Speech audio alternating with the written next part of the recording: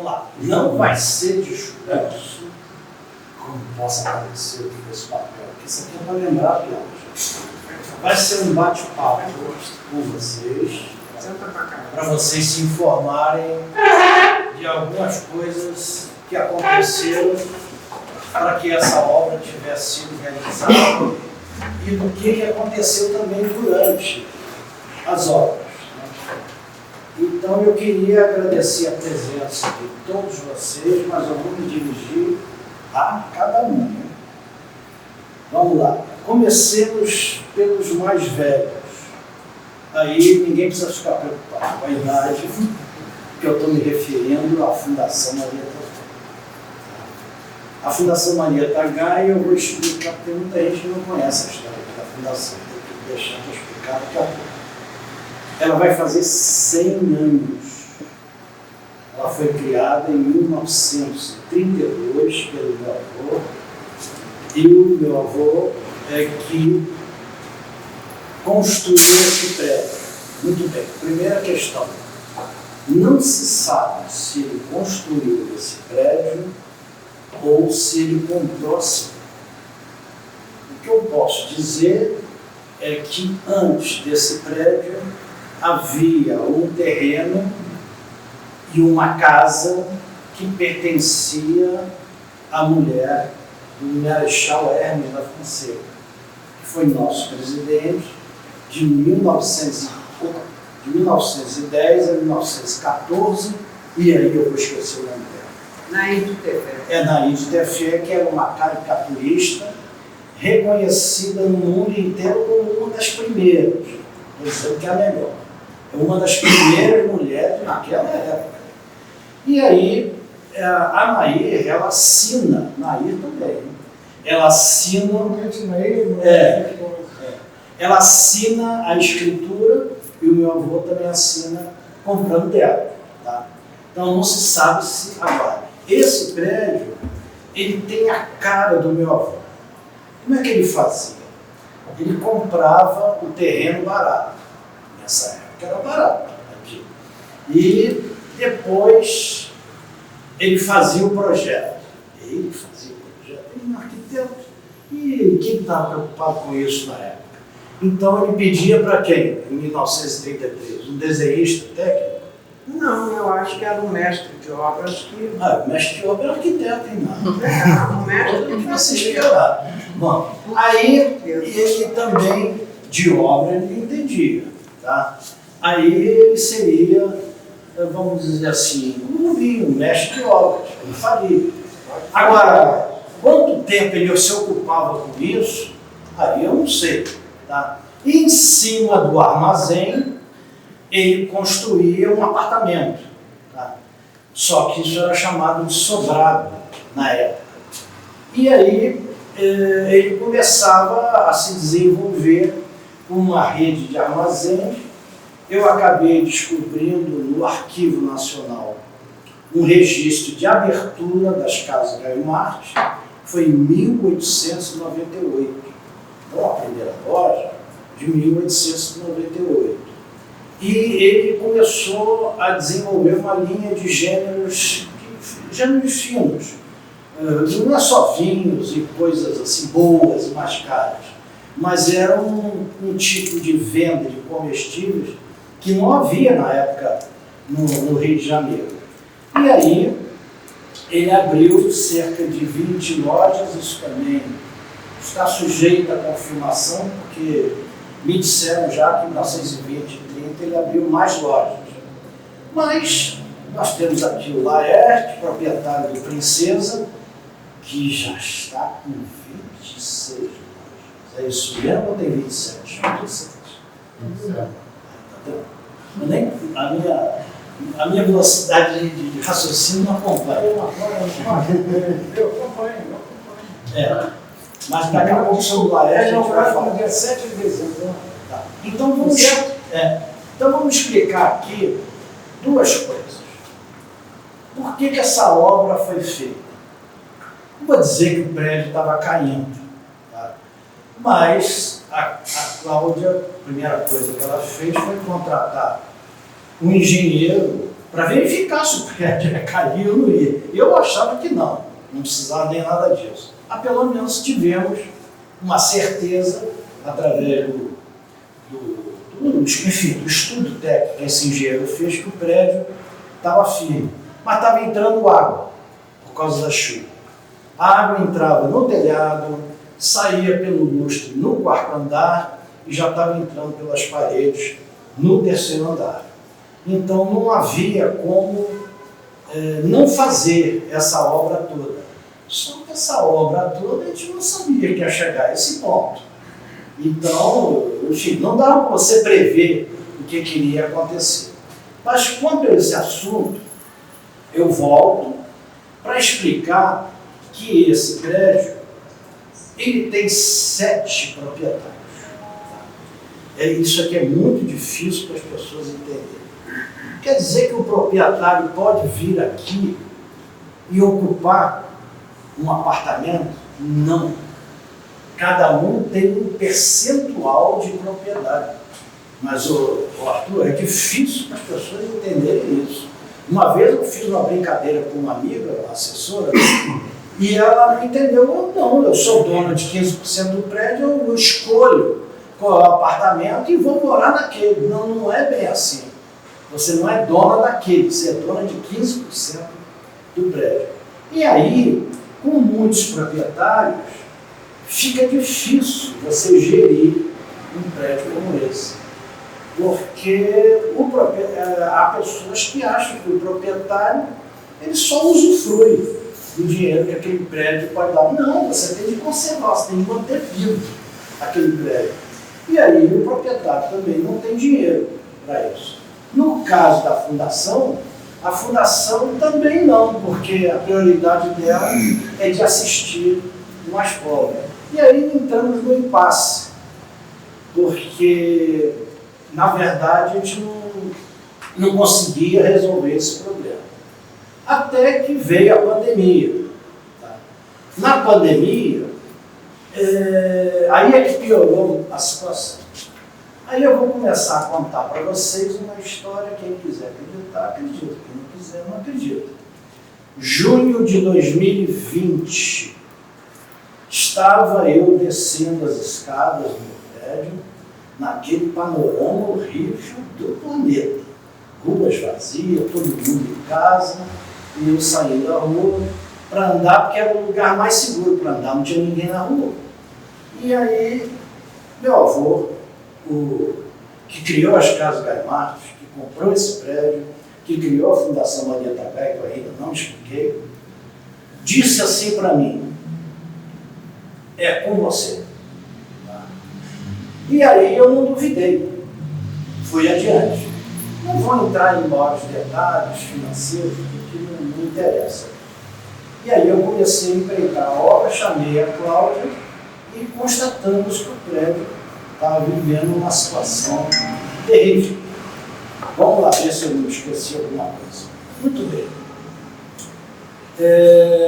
Então eu estava aqui agradecendo a Fundação Maria Tagaia, na presença dos seus diretores, Kleber Cruz, que é diretor-presidente, que tem mais de 58 anos de casa. Tá? O Arthur, quantos anos? Eu dei uns 20 e 30. 30. Isso. Arthur é 35. O Dilson, quanto? Não quer lembrar. Não quer fazer conta.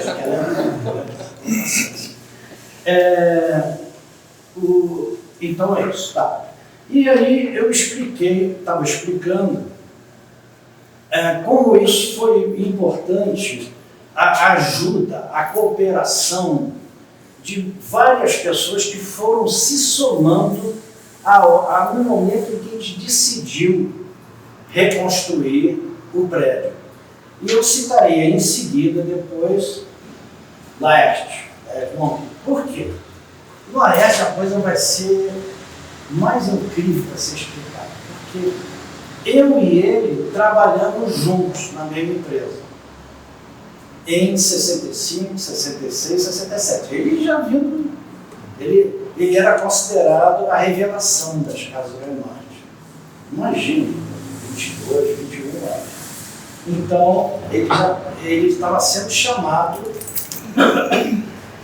de gerente, imagina o gerente aqui do Princesa, sendo chamado para ser diretor e para decidir assim, uma coisa que talvez vocês não conheçam, que é muito difícil. Diretor de compras. O que escolher para ser vendido e aparecer na prateleira? A que preço? Como saber que o consumidor vai querer aquele produto? E eu posso falar por mim, por exemplo, vou dar um exemplo. Eu como um tipo de biscoito que, vamos dizer assim, o pacote assim, R$18, é caro, hein? E aí eu adoro aquele biscoito. Tá? Aí de repente o dono do negócio falou assim para mim: você gosta tanto desse biscoito? Gosto.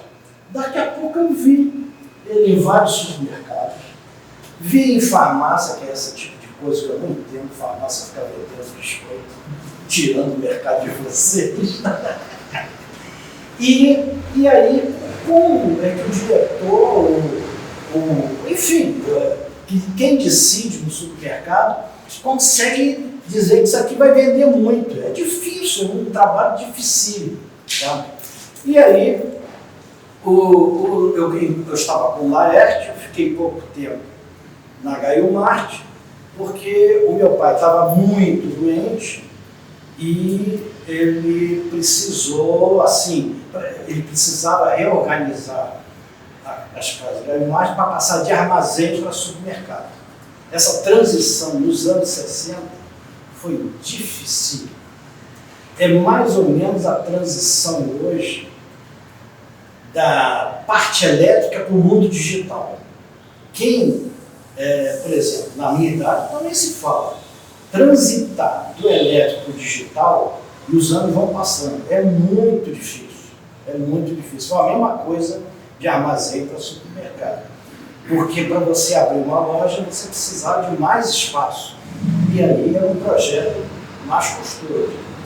Mas o Laerte tem solução para isso hoje. Tá? Hoje, há algum tempo aí. Muito bem, deixa eu ver o que falta mais aqui. Cláudia, me ajuda, o que está faltando mais aqui? Não está faltando nada. Não está faltando nada. Não está faltando nada até aqui. Até aí, tá? E aí, o meu pai, ele optou, né?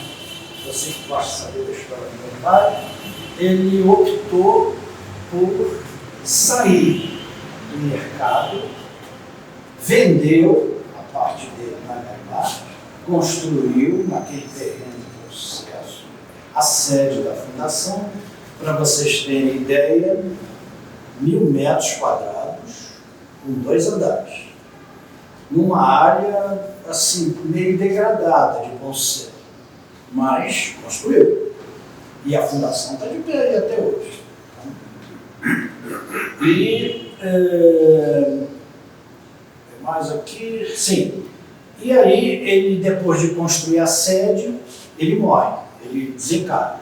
O espírito fala desencarna.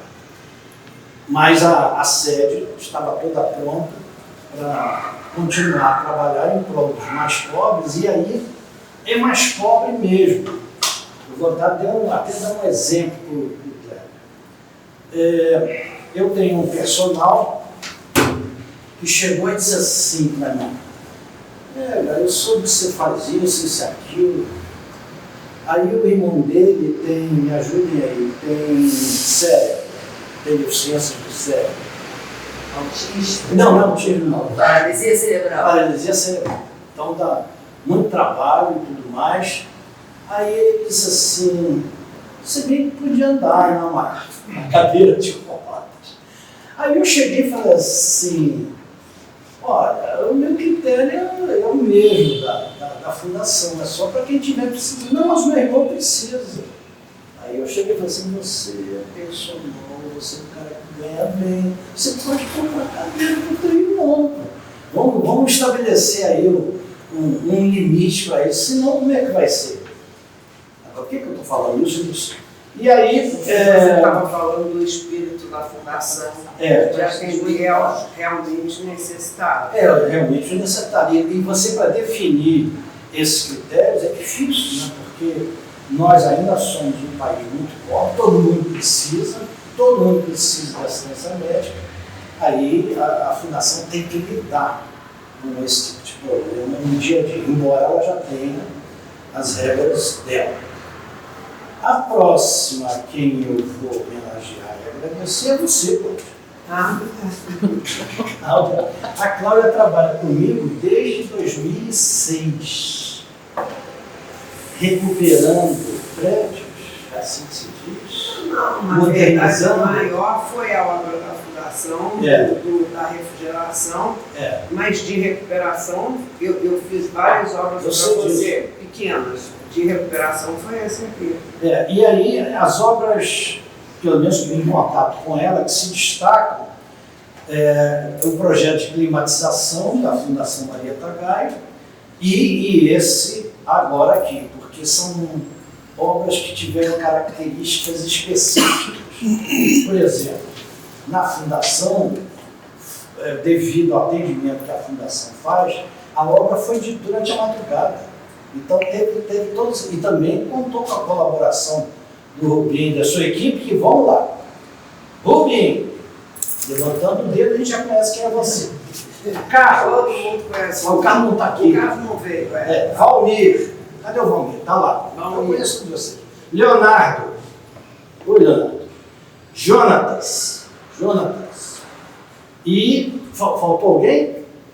Não faltou não. Não, tem o Erivaldo. Não, o Erivaldo, que agora vai ter que dormir, mas não é. Né? Não, eu sei, mas o Erivaldo, eu agradeço muito tudo que você fez, porque o Erivaldo, não é que a gente vai dizer o que o Erivaldo fazia antes. O Erivaldo era quem resolvia todos os problemas. Mas isso é Faz toda a obra. Não, ele faz tudo. Faz tudo, agora faz tudo. Ele cuidava de 2 prédios. Pronto, para começar já estou aqui com uns 15 anos nessa cidade. Foi 2 anos. Uns 15 anos. E cuidando de 2 prédios. O que o Erivaldo, na época, ele atendia muitas necessidades do prédio. Sim. Com a morte, ele foi fundamental com a morte da Terezinha e a saída do Paulo. O Paulo morou aqui no tempo. Sim. O Paulo tomava conta. Depois não tinha mais ninguém para tomar. Dentro da lacuna, que completou, que ajudou muito foi o Erivaldo. Porque imagina você ter um prédio com alguns apartamentos fechados, sem ninguém para tomar conta. Nesse banheiro aqui. Então, voltando para a Cláudia, vamos fechar aqui a Cláudia, que então ela desenvolveu o projeto de climatização da Fundação Marieta Gaia e procurou resfriar prédios. Deixa eu explicar o que é isso.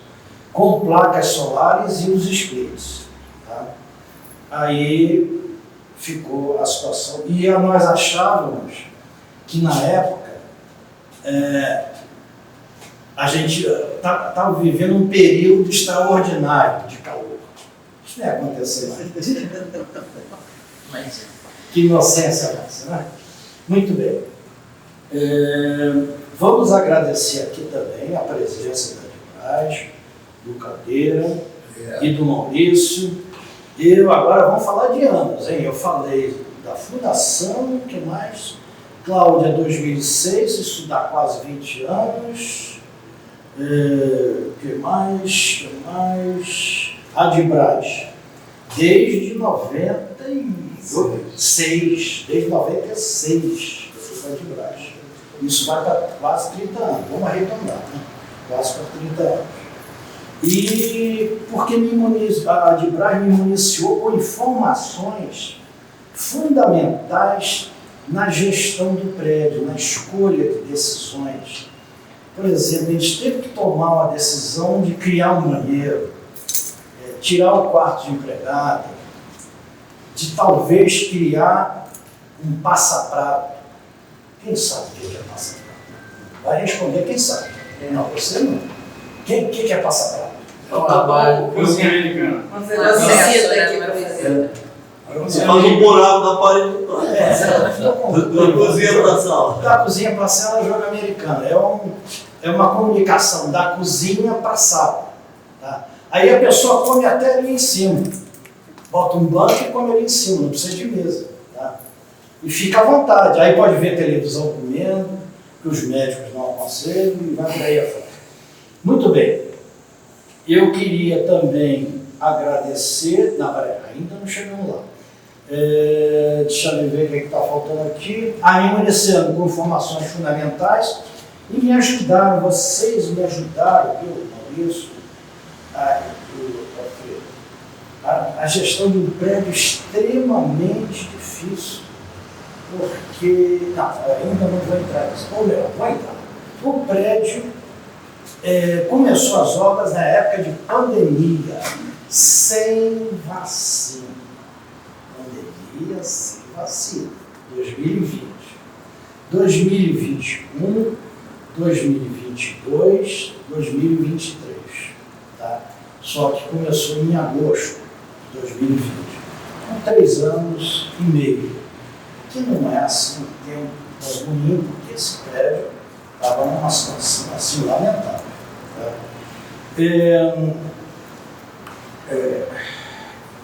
Quero agradecer também aqui a Diva Quaresma e a Beatriz Serra, do Escritório de Advocacia PVQ.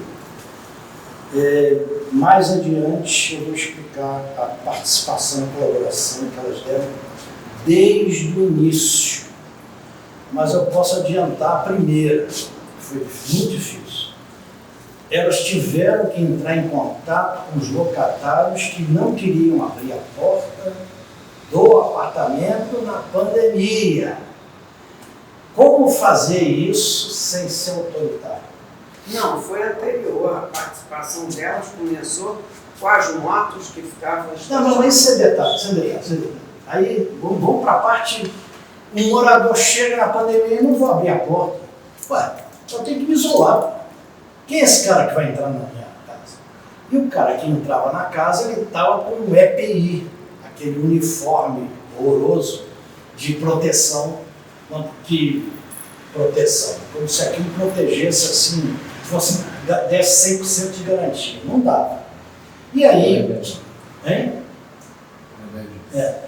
Remédio do 11 horas. Já passou. Aí, elas entraram em contato com os moradores, e isso foi um momento muito delicado, porque os moradores do quarto andar saíram logo, por conta da chuva, da água da chuva que estava entrando. Mas os outros andares não. Tivemos que pensar em ou transferir o morador, o locatário, para o apartamento que iam ficando pronto, ou mesmo para um hotel. Tá? Ou mesmo para um hotel. E, felizmente, isso não precisou ser feito, mas os últimos moradores, locatários, só saíram assim, na última hora. Tá? A Bárbara Loureiro não está aqui, mas ela fez uma coisa assim muito importante. O prédio não tinha condomínio organizado, não tinha síndico, e isso tudo precisou da Bárbara, que é... Qual a profissão dela? Não, a Bárbara, não é isso? Essa parte dessa organização de convenção é dela. É dela, né? Explica melhor. Não, a Bárbara foi fazer a legalização do prédio junto à prefeitura, de toda a estrutura do prédio, de plantas, de quadro de área, o estudo das frações, do imóvel, para que tudo isso mostrasse para a população. Ela fez a parte dela. fez praticamente o memorial de incorporação tardia. O memorial depois do prédio pronto. Tá. O que é que falta de agradecimento? Não, eu acho que falta, ou na verdade o agradecimento que falta é nosso a você, desde a pandemia, propiciou que todo mundo tivesse trabalho durante esses 3 anos. Né? Nós estamos aqui É verdade. Não, é verdade. Vamos falar um pouco de uma coisa. A gente não está aqui, embora fique parecendo, a comemorar a reinauguração do prédio, a reconstrução do prédio. A gente está aqui para homenagear um grande homem, Manuel Jorge Gaio, meu avô, que vai dar o nome ao prédio, tá? E vamos contar um pouco da história. Eu preciso ler. Ele nasceu em Portugal em 8 de março de 1874. 800. E morreu, desencarnou em 6 de setembro de 54, aos 80 anos. Para a época ele viveu muito. Provavelmente, também uma vida como ele tinha, era para viver mesmo. Vai ser o caso do Laerte. Provavelmente chegou ao Brasil por volta de 1890, final do século XIX, no século XXI. E aos 16 anos, 16 para 17, por aí, ou 18 no máximo. Por que isso? Porque eu descobri numa consulta ao Arquivo Nacional, na sorte, o espiritismo isso não existe.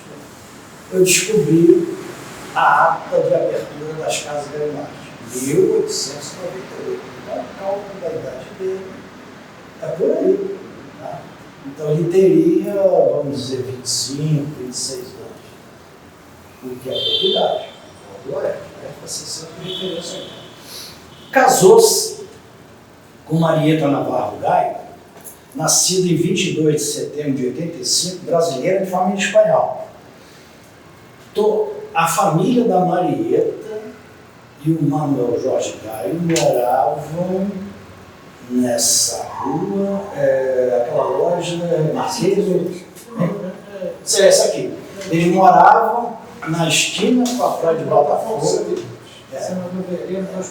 E aí, que bonitinho. Ela morava em frente a ele e eles namoraram. Que coisa linda, né? E se casaram em 1907. E aí vem uma informação também que eu consegui. Ela foi sócia do meu avô. Significa dizer que ela entrou com capital. Não me pergunte a origem desse capital, não estou dizendo que é ilícito. E aí, isso ajudou também. Esse dinheiro, esse capital, ajudou na minha loja. Muito bem. As lojas, ou armazéns, que meu avô abria, era tudo na Zona Sul. Aí você vai dizer assim, poxa, mas então ele é muito esperto. Não é que esperto. Não tinha nada em Copacabana, era areal. O Copacabana Palace foi construído em 1922. Botafogo já estava começando a ser ocupado, mas ainda não tinha assinado. Tá? Quer dizer, tinha alguma coisa em Botafogo, mas em Copacabana não tinha. Nem mesmo em Ipanema. A filial de Ipanema, que foi na rua Teixeira de Mello, em frente à Praça General Osório, é de 1919. Ipanema, eu posso garantir que não tinha nada. Absolutamente nada. Então, foi muita ousadia dele de ficar abrindo loja nesses lugares assim. E nós, não serve para nada. É bom lembrar o seguinte: nessa época não tinha esse hábito de ir à praia. Porque ir à praia significava pegar uma gripe ou uma pneumonia. Era assim que se pensava na época. Tá? Muito bem. Mas o meu avô era um homem de muita visão. E logo se converteu ao kardecismo, porque ele descobriu uma coisa: ficar rico pode ser muito bom, trazer felicidade, mas traz problemas também, porque você sai de uma situação e vai para uma outra situação que nem sempre você dá conta. Quantas vezes não vem uma reportagem sobre pessoas que ganharam na loteria, Mega Sena, e a boa parte delas meio que acabou, tá? Se é que não morreu. Então, ele sacou que isso era realmente importante e criou a Fundação Marieta Gaia em 1932.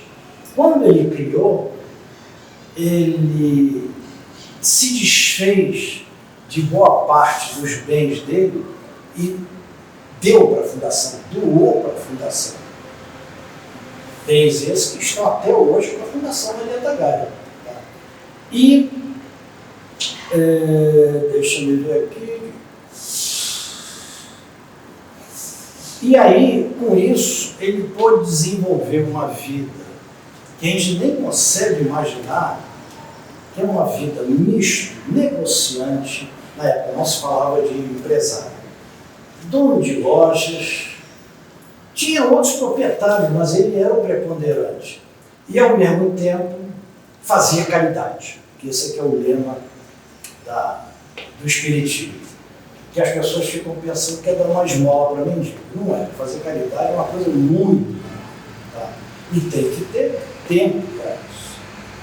E aí, aí vem a grande revelação que eu queria fazer aqui. Esse espírito desse grande homem ajudou a mim e a Cláudia e a uma espécie de corrente de outras pessoas, sem elas terem conhecimento, a ter soluções, a vir com medidas que iriam beneficiar a obra. A gente ficou mais lúcido, a um ponto tal que a Cláudia, assim, ela foi ficando assustada, mas no bom sentido da palavra. Não vou dizer que ela ficou assim, agora acredito em tudo, não, mas ela ficou abalada. Ao longo da obra, eu posso até citar algumas coisas que ele ajudou a gente, mas quando eu olhava para a Cláudia, eu sentia o impacto daquela ajuda que vinha do espírito do meu avô. Eu não estou falando do espírito do bem, do Maurício, do cabelo, eu estou falando do meu avô. Ele estava lá presente, só que encontrava nos meus ouvidos uma receptividade muito grande. A saber, estou terminando, hein? A saber, obra iniciada em 2020, isso eu já falei. A rigor, a gente não podia ter feito a obra com a pandemia. Deixa para o ano que vem. Foi peitado isso. Depois, os locatários não queriam abrir as portas. Aí vieram a Diva e... Aí eu esqueci o nome. Beatriz, desculpe, Beatriz. Vieram e abriram as portas. Isso não é uma linguagem figurada de escritor, porque abriram as portas mesmo, para que a gente começasse as obras no apartamento e no telhado, porque o prédio só tem acesso pela escada e no telhado tem que ir lá para o quarto andar. Tá? E aí veio a Bárbara, veio de novo o Laerte, do seguinte, Laerte entra também de novo, porque é um prédio antigo, os problemas são inúmeros do prédio para o supermercado e vice-versa. Para vocês terem ideia, assim, o que é o pior dele? Foi o pior dele. A caixa de luz, me ajuda, a caixa de luz do supermercado estava dentro do prédio. Pelo amor de Deus. Se houvesse um incêndio, o gerente, que já tinha a chave da porta, tinha que entrar, mas não é assim que as coisas funcionam. Tá? Aí, essa caixa foi revertida para a loja? não foi. Não foi. O que aconteceu então?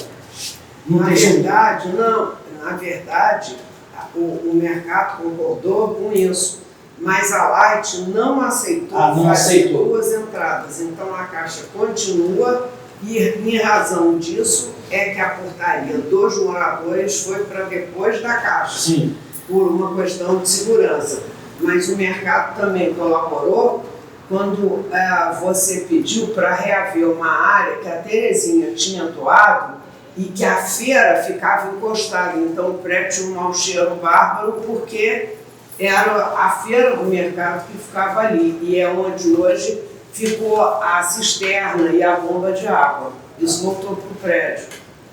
E, por último, a cooperação não só do Laeste, como também das síndicas dos prédios vizinhos e a minha queridíssima Diná.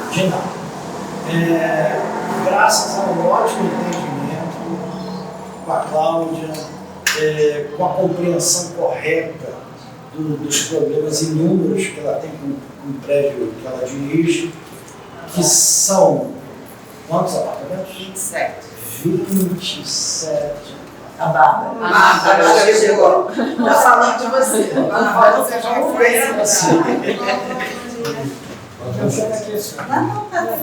Não, mas tem cadeira aqui. Respeite meus cabelos brancos.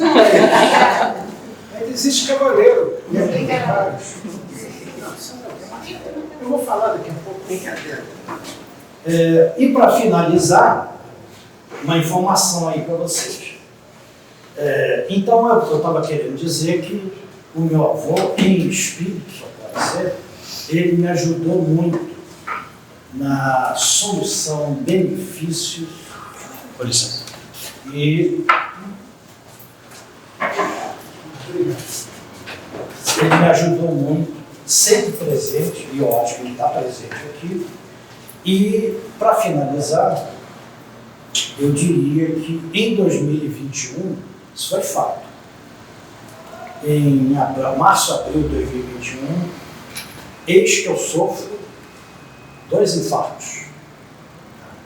Um em março e o outro em agosto. Tá? Aí que eu descobri que existe infarto estável e estável. Estável, só para vocês aprenderem no futuro, isso aconteceu com vocês. Ele vem aqui, percorre aqui. Ele é contínuo. Tá? O instável é que é o pior. Ele dá um ataque e para. 10, 15 minutos depois. Você não sabe depois o que é que veio. Aí você vai dizer assim, mas você é um cara que devia comer tudo, futuro. Você não deve fazer exercício. Você que não faz. Fuma. Bebida alcoólica. Bebida alcoólica, também já estou em, por incrível que pareça, eu consegui retroceder na bebida alcoólica. E então, o que aconteceu? Pandemia? Também não. Preocupação? Pode até ser. Então, isso aconteceu e se eu não tivesse resistido, a obra teria de parar com 9 meses e não haveria, aparentemente, ninguém para continuar. Em termos do que eu estava promovendo. Não vou querer mexer na obra aqui, mas eu queria que vocês soubessem disso e acabou.